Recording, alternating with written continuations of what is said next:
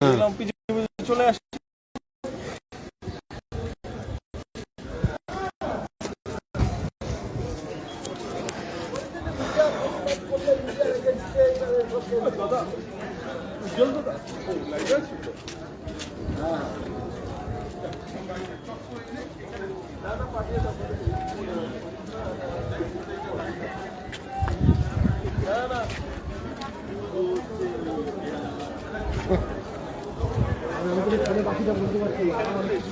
নমস্কার, নিউজ 18 বাংলা ডিজিটালে আপনাদের স্বাগত।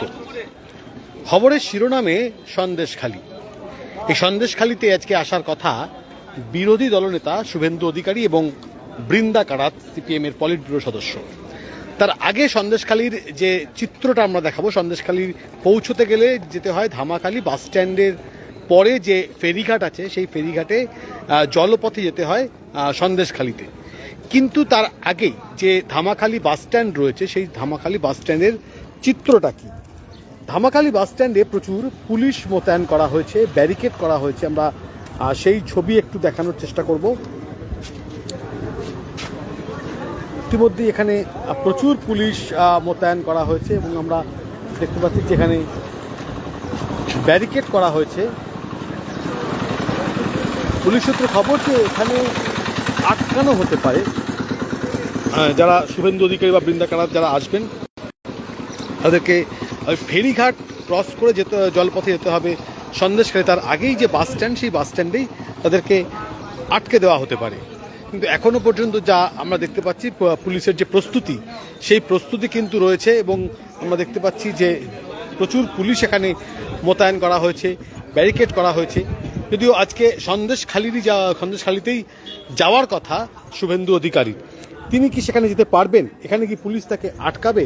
এটাই কিন্তু এখন প্রশ্ন উঠেছে যে তিনি কতটা যেতে পারবেন, তিনি সেখানে গিয়ে কত মানুষের সঙ্গে কথা বলতে, কারণ তিনি সেখানকার মানুষের সঙ্গে কথা বলতে যেতে পারেন এমনটাই মনে করা হচ্ছে। কিন্তু তিনি কত দূর যেতে পারেন এবং তাকে কোথায় আটকানো হতে পারে, এটা নিয়ে অবশ্যই একটা জল্পনা রয়েছে। যদিও এখনও পর্যন্ত যা মনে করা হচ্ছে যে এখানেই আটকে দেওয়া হতে পারে শুভেন্দু অধিকারীকে। বৃন্দা কারাত, পলিট ব্যুরো সদস্য সিপিএমের, তিনিও কিন্তু আজকে আসছেন সন্দেশখালী যাওয়ার উদ্দেশ্য নিয়ে।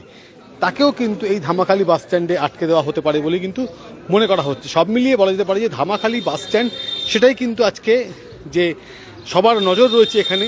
আজকে এখান থেকেই সব তারা যে নেতৃত্ব আসবেন, তারা কি যেতে পারেন কতটা, বা কতটা তাদেরকে অ্যালাউ করা হবে, এটা নিয়ে কিন্তু ইতিমধ্যেই প্রশ্ন উঠেছে।